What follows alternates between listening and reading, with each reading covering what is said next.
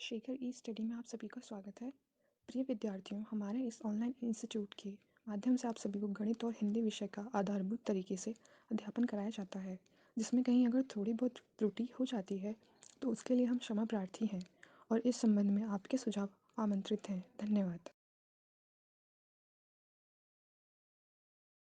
Hello दोस्तों, मैं शेखर स्वागत करता हूं आपका अपने YouTube channel Shekhar study point में। दोस्तों, UP triple S C PT 2022 के पाठ्यक्रम के अनुसार आपका गणित शुरू हो गया था, जिसमें हम पूर्ण संख्याओं के टॉपिक को देख रहे थे। ठीक है, एक पार्ट इसका आ चुका है संख्याओं से संबंधित। आप संख्या पद्धति के थ्रू इसे समझेंगे। एक पार्ट इसका आ चुका है, अगर आपने नहीं देखा है तो वीडियो को देख लीजिएगा। ठीक है, जैसे आप आरंभ से देखेंगे तो आपको आगे के पार्ट समझ में आएंगे, अन्यथा आपको दिक्कत होगी। ठीक है, ये संख्याएं जो होंगी 5 नंबर की आएंगी, ग्राफ 10 नंबर का, तालिका 10 नंबर। ठीक है, ऑल टोटल 25 नंबर के आपके पार्ट आएंगे मैथ से, जो एक निर्णायक भूमिका होंगे, क्योंकि एक एक नंबर बहुत महत्वपूर्ण होता है पीटी में मेरिट जब बनती है। ठीक है, तो इस चीज़ को भी ध्यान रखेंगे और पूरा विस्तृत आपको गणित बताई जाएगी। कहीं और आप अगर नहीं भी पढ़ेंगे, हालांकि आपकी इच्छाओं पर निर्भर है, लेकिन अगर आप केवल यहाँ से भी पढ़ लेंगे तो भी आपकी गणित बहुत ही मजबूत हो जाएगी। ठीक है, एकदम बेसिक से लिया जाएगा आपको और पूरे प्रैक्टिस सेट तक कराया जाएगा। अभी आपके पास 3 से 4 महीने का समय, आराम से तैयारी करिए। ठीक है, तो आइए शुरुआत करते हैं संख्याओं का संबंधित पार्ट दूसरा। अब आइए देखते हैं भाज्य संख्याएं। ये सब चीज़ें आप पीछे की कक्षाओं में पढ़े होंगे जब आप 10th के लेवल पे थे तब। ठीक है, वही सारी चीज़ें आपके कंपटीशन में भी पूछी जाती हैं। भाज्य संख्या क्या होती है? एक से बड़ी वह संख्या जो एक तथा स्वयं के अतिरिक्त भी किसी संख्या से विभाजित हो जाए। मतलब एक से बड़ी हो वह संख्या, एक से बड़ी वह संख्या जो एक तथा स्वयं के अतिरिक्त भी किसी संख्या से विभाजित हो जाए, वह संख्या क्या होती है? भाज्य संख्या होती है। जैसे मैं उदाहरण दे दूं, 6। ठीक है, 6, ये क्या है? एक से बड़ी है। आपकी डिफिनेशन के अनुसार एक से बड़ी है, एक से बड़ी हो और वह संख्या एक। देखिए 6 क्या है? एक से विभाजित है। 6 में अगर आप एक का भाग देंगे तो क्या हो जाएगा? ये पूर्णतः कट जाएगा, एक से विभाजित है। तथा स्वयं, स्वयं मतलब 6 6 से भी विभाजित है। 6 को आप 6 से भी विभाजित कर सकते हैं, कट गई। कि अतिरिक्त भी किसी अंक से, मतलब एक तो एक से हो, एक 6 से हो, एक और से हो सकता है। देखिए 3 से आप भाग देंगे, 3 2 में 6, कट गया। तो मतलब ये 6 क्या है? ये 6 क्या है? भाज्य संख्या है। क्या है? भाज्य संख्या है। क्यों? क्योंकि एक से बड़ी है वह संख्या जो एक तथा स्वयं के अतिरिक्त भी किसी संख्या से विभाजित हो जा रही है। एक से हो रही है, 6 से हो रही है, 3 से भी हो जा रही है, मतलब एक और स्वयं के अतिरिक्त एक संख्या और से विभाजित हो जा रही है। अतः 6 क्या है? भाज्य संख्या है। ठीक है, 6 क्या है? भाज्य संख्या है। जैसे 8 है। ठीक है, 8 क्या है? एक से बड़ा है। एक से बड़ा है आपकी परिभाषा के अनुसार। 8 एक से भी विभाजित होगा, 8 2 से भी विभाजित होगा, 8 4 से भी विभाजित होगा और 8 स्वयं से भी विभाजित होगा। 4 संख्याओं से विभाजित होगा 8। ठीक है भाई, 8 में 1 से भाग देंगे तो भी विभाजित होगा, 8 को 2 से भाग देंगे तो भी विभाजित होगा, 8 को 4 से भाग देंगे तो भी विभाजित होगा, 8 को स्वयं से भाग देंगे तो भी विभाजित होगा। ये सारी संख्या क्या है? भाज्य संख्या है। जैसे 9 क्या है? 1 से भी होगा, 9 3 से भी होगा, 9 स्वयं से भी होगा। एक स्वयं और एक अतिरिक्त, मतलब 3 संख्याओं से विभाजित हो रहा है तो 9 क्या है? भाज्य संख्या है। ठीक है, यहाँ पे कुछ चीज़ें नोट करके लिख लीजिए। उम्मीद करता हूँ समझ में आ गया होगा भाज्य संख्या क्या होती है। मतलब वह संख्या जो एक से बड़ी हो तथा एक और स्वयं के अतिरिक्त अन्य किसी संख्या से विभाजित हो जाए तो वह संख्या भाज्य संख्या होती है। यहाँ पे एक चीज़ आपसे पूछा जा सकता है, एक, ये ना तो भाज्य है, ना तो भाज्य है, ना ही अभाज्य। ये आपसे पूछा जा सकता है। एक क्या है? तो ऑप्शन में देगा भाज्य है, कि अभाज्य है, कि दोनों है, कि कोई नहीं। तो एक ना तो भाज्य है, ना ही अभाज्य है। ठीक है, ये चीज लिख लीजिए। इसीलिए यहाँ लिखा गया है एक से बड़ी। ठीक है, एक ना तो भाज्य की श्रेणी में आता है, ना ही अभाज्य की श्रेणी में आता है। दूसरा देखिए, एक चीज और यहाँ पे लिख लीजिए, भाज्य संख्याएं सम तथा विषम दोनों हो सकती है, दोनों हो सकती है। मतलब भाज्य संख्या जो होगी वो सम भी होगी, विषम भी। जैसे 9 क्या है? विषम है, लेकिन 8 क्या है? सम है। तो सम और विषम दोनों क्या है? भाज्य संख्या है। तो भाज्य संख्या सम तथा विषम दोनों हो सकती है। ना तो भाज्य एक जो होता है ये ना तो भाज्य है ना ही अभाज्य है, इसीलिए एक से बड़ी माना जाता है। ठीक है, तो भाज्य और अभाज्य समझ में आ गया होगा। जो ये महत्वपूर्ण तथ्य थे इन्हें भी मैंने लिखवा दिया। अब आइए देखते हैं अभाज्य संख्या।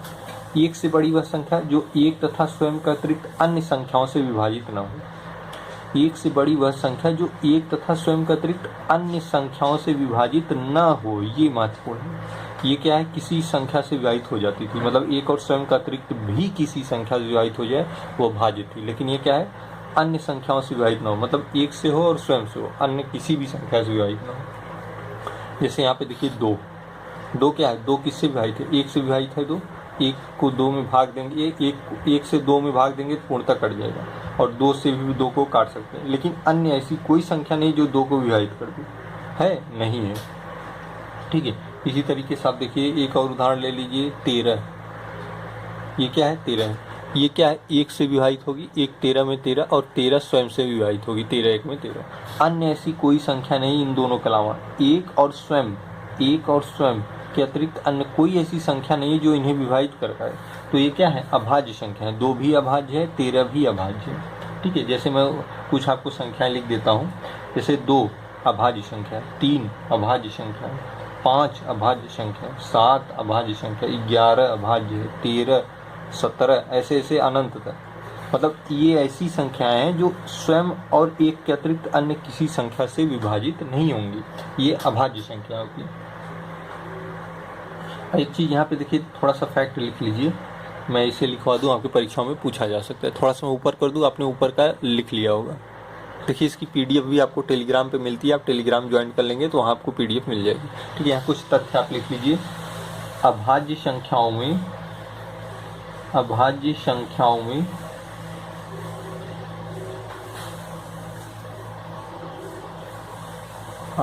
संख्याओं में केवल 2 ही, मतलब ये 2 ही सम है, बाकी सभी विषम संख्या आएंगी, बाकी सभी विषम संख्या होगी। इसका क्या मतलब है भाई, इसका यही मतलब है कि ये जो सीरीज हमने लिखी है यहाँ पे, ये अनंत तक जाएगी, लेकिन इसमें केवल और केवल 2 ही ऐसा है जो सम है, बाकी 3, 5, 7, 11, 13, 17 जितने आएंगे सब विषम आएंगे। तो वही लिखा है अभाज्य संख्याओं में केवल 2 ही सम है, मतलब दो ये अंक की बात की है जरा, ये वाला 2, बाकी सभी विषम होंगे। ठीक है, अब यहाँ से देखिए कुछ चीजें आपको पूछी जाती है एग्जाम में। 1 से 100 के बीच अभाज्य संख्या, 1 से 100 के बीच अभाज्य संख्या अगर पूछ देगा, मैं बोल रहा हूँ आप लिखते चलिए। 1 से 100 के बीच अभाज्य संख्या कितनी है, 25 है। ठीक है, अब 1 से 100 के बीच 25 अभाज्य संख्या, हालांकि ये पुराना हो चुका है, सब याद कर चुके हैं। अब आपको यही पूछ दे 1 से 25 के बीच अभाज्य संख्या, तो आप क्या कहेंगे, 1 से 25 के बीच अभाज्य संख्या कितनी होगी, 9 होती है। ठीक है, ये चीजें आप याद करिए तुरंत के लिए। ठीक है, अब 1 से 25 हो गया तो 25 से 50 3 पार्ट में तोड़िए। 25 से 50 के बीच कितनी होगी अभाज्य संख्या, 25 से 50 के बीच 6 अभाज्य संख्या होगी। ठीक है, जब 1 से 100 के बीच 25 अभाज्य संख्या है तो इसी को तोड़ा गया है। अब 1 से 100 न लिख के 1 से 25 लिखा गया तो 9 अभाज्य संख्या, 25 से 50 6 अभाज्य संख्या। अब आपका बचा 50 से 100। ठीक है, हमने 1 से देखिए 100 आ गए, उन्हीं को क्रम में तोड़ दिया, तो ये 50 से 100 के बीच 10 अभाज्य संख्या है। ठीक है, ये चीजें आप लिख लीजिएगा, यहाँ से प्रश्न आ सकते हैं। अक्सर ये चीजें पूछी जाती थी, लेकिन अब ये पुराना हो चुका है। 1 से 100 के बीच कितनी अभाज्य संख्या है, तो आप कहते थे 25 है। अभी अगर आपको क्वेश्चन पूछ दे कि 25 से 50 के बीच कितनी अभाज्य संख्या है, तो आप लगेंगे काउंट करने, समय चला जाएगा। याद करिए 6 अभाज्य संख्या है।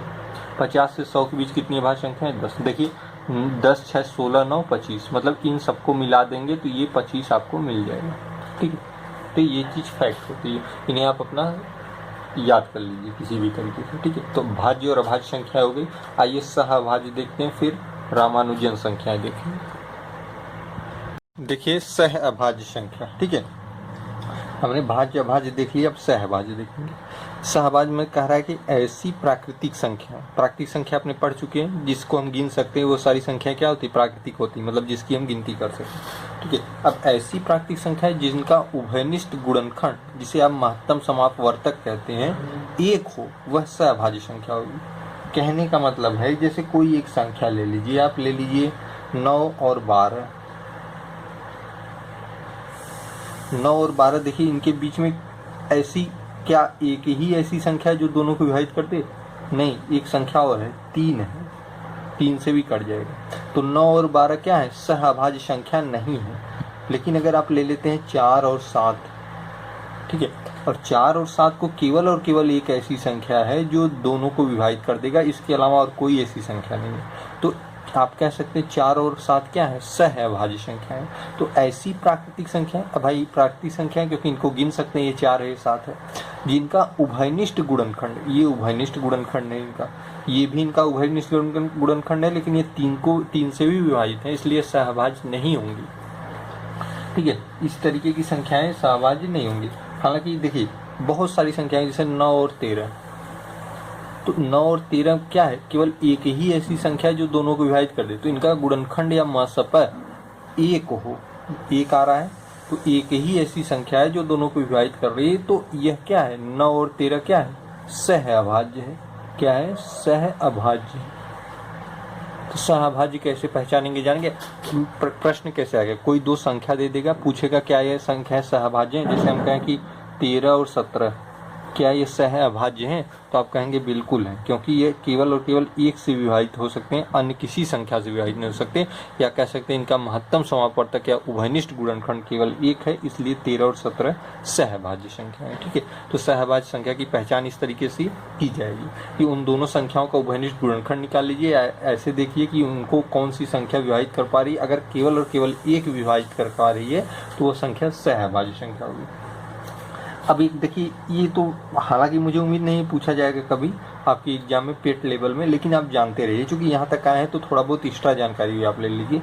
रामानुजन, जिसे हार्डी संख्या भी कह सकते हैं, रामानुजन हार्डी संख्या ऐसी संख्याएं जिन्हें दो संख्याओं के घनों के योग अथवा घटाव के रूप में दो अलग अलग ढंग से लिखा जा सकता है, रामानुजन हार्डी संख्या कहलाती है।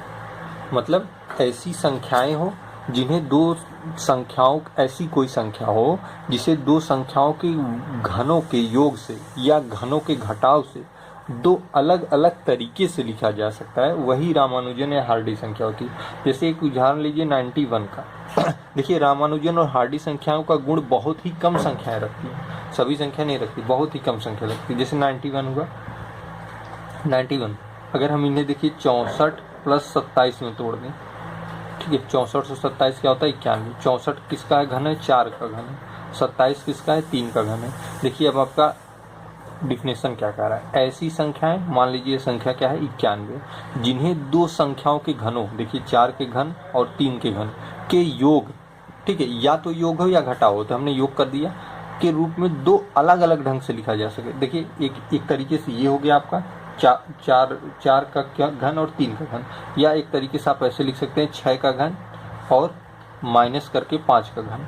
ठीक है, तो 6 का घन करेंगे तो 6 का घन अर्थात क्यूब की बात कर रहे हैं। ठीक है, ये होगा 216 माइनस 125, फिर भी घटा देंगे तो आएगा 91। तो दो रूप में हो गया ना, एक हमने इस रूप में लिख दिया, एक इस रूप में लिख दिया।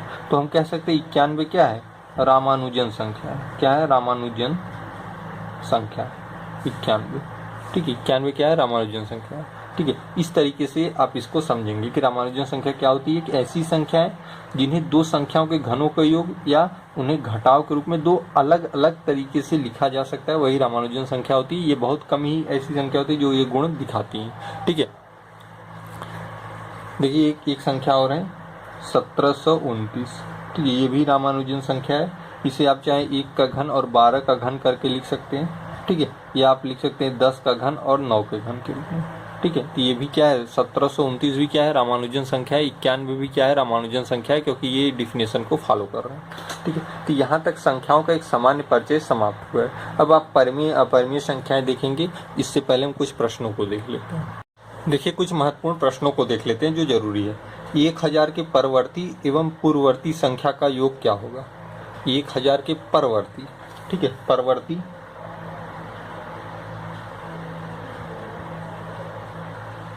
1000 के परवर्ती मतलब आगे की संख्या, आगे की मतलब तुरंत आगे की, और पूर्ववर्ती मतलब होता है पीछे की मतलब तुरंत पीछे की, जैसे 1000। ठीक है, इसकी अगर परवर्ती संख्या लिखेंगे तो एक तुरंत आगे की 1001, और इसकी पूर्ववर्ती संख्या लिखेंगे 1000 की पूर्ववर्ती संख्या, तो एक घटा के पूर्ववर्ती 999। अंक का योग क्या होगा? अब इनका योग कर दीजिए। योग क्या हो जाएगा? 9 1 10, 9 1 10, 9 1 10, 1 1 2। ठीक है, क्या हो जाएगा? 2000। इनका योग क्या हो जाएगा? 2। तो केवल आपको बताने का मतलब था शब्दों को समझिए। परवर्ती मतलब जस्ट एक आगे की, पूर्ववर्ती मतलब जस्ट एक पीछे की। ठीक है, यही परवर्ती और पूर्ववर्ती संख्याओं पे यही अंतर होता है। ठीक है, वह संख्या ज्ञात कीजिए जो 84 से उतना ही अधिक है जितना कि 108 से कम है। वह संख्या ज्ञात कीजिए जो 84 से उतना ही अधिक है जितना 108 से कम है। तो जाहिर सी बात है, दोनों को योग करके बाई 2 कर दीजिए। 8 4 12, 8 4 में 12। कैसे हल करते हैं इसे? 8 1 9, 192। 2 से भाग देंगे, 2 9 में 18 होता है, 2 6 में 12, अर्थात 96। अगर 84 96, फिर इसी को घटा देंगे 108 में। देखिए कैसे, 84 6 90, 90 6 96, मतलब इसका 12 का अंतर है, और इनके बीच भी 96 6 102, 6 108, 12 का अंतर है। ठीक है, तो जब भी ऐसे प्रश्न आए, दोनों संख्याओं को जोड़कर बाई 2 कर देंगे, वो संख्या प्राप्त हो जाएगी। वह संख्या ज्ञात कीजिए जो 84 से उतना ही अधिक है जितना 108 से कम है। तो इसी तरीके से आप दोनों को योग करके बाई 2 कर दीजिए। ठीक, अभी मैं छोटे छोटे प्रश्न बता रहा हूँ ताकि आपका माइंड मेकअप हो सके और आप तैयार हो सके आगे प्रश्नों के लिए।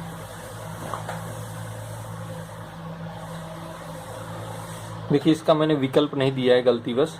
ठीक है, कौन सी संख्या रोमन संख्या में प्रदर्शित नहीं की जा सकती, लेकिन मैं बता दूं केवल 0 ही ऐसी संख्या है जो रोमन में नहीं लिखी जा सकती। बाकी संख्या जैसे 1 को आप लिखते हैं, ठीक है, 5 को लिखते हैं 5, तो ये सारी संख्या क्या है? रोमन संख्याओं में लिखी जा सकती हैं। ठीक है, तो लेकिन 0 एक ऐसी संख्या है जिसे रोमन में आप नहीं लिख सकते। ठीक है, जिसे आप रोमन में नहीं लिख सकते। ठीक, तो ये जानते रहिए, केवल आप इतना जानते रहिए, 0 एक ऐसी संख्या जिसे रोमन संख्या में नहीं लिख सकते। ए, बी तथा सी 3 क्रमागत संख्याएं, तो निम्न में से कौन सा संबंध सदैव सत्य होगा? थोड़ा सा मैं ऊपर कर दूं, दिख नहीं रहा होगा। ठीक है, ए बी सी 3 क्रमागत संख्याएं हैं, तो निम्न में से कौन सा संबंध सदैव सत्य होगा? ठीक है, ये संबंध बताना है। देखिए, कोई एक 3 क्रमागत संख्या ले लीजिए। मैंने क्रमागत मतलब क्रम से, 1 के बाद 2, 2 के बाद 3, ये क्रम से है। अब इसमें ऐसा कौन सा संबंध है जो सही होगा? ठीक है, क्या बी स्क्वायर बराबर AC है? बी स्क्वायर मतलब 2 का वर्ग 4 होता है, AC मतलब 3 गुणे 1, तो 3, 4 और 3 बराबर है? नहीं है, इसलिए विकल्प गलत हो जाएगा। क्या बी स्क्वायर बराबर AC माइनस 1 होता है? बी स्क्वायर, ये देखिए B है, ये C है, ये है। बी स्क्वायर करेंगे, 2 का वर्ग क्या होता है? 4 होता है। ठीक है, बराबर AC 3 1 में 3, माइनस 1 बराबर 2 हो जाएगा। तो 4 और 2 बराबर है? नहीं है, ये भी विकल्प गलत हो जाएगा। ठीक है, बी स्क्वायर और AC प्लस 1, बी स्क्वायर करिए, 2 का वर्ग 4, AC मतलब 3 गुणे 1 3 प्लस 1 बराबर 4। देखिए, 4 और 4 बराबर हो गए, ये विकल्प सही होगा। मतलब अगर 3 क्रमागत संख्याएं हैं तो ये संबंध हमेशा सही होगा, चाहे वो कोई भी 3 क्रमागत हो। आप ले लेंगे 8 9 10, ये भी अगर करेंगे तो यही चीज़ फॉलो करेगा। ठीक है, हमेशा यही चीज़ फॉलो करेगा। तो उम्मीद करता हूँ समझ में आ गया होगा। ये आज का आपका पार्ट दूसरा था, कल आपको इसका पार्ट तीसरा मिलेगा। ठीक है, आप बेहतर तैयारी करते रहिए। जहाँ न समझ में आए कमेंट बॉक्स में पूछिए, यहाँ पे व्हाट्सएप नंबर दिया जाता है, उससे प्रश्न पूछ सकते हैं। ठीक है, किसी भी तरीके से, हर तरीके से आपकी सहायता की जाएगी।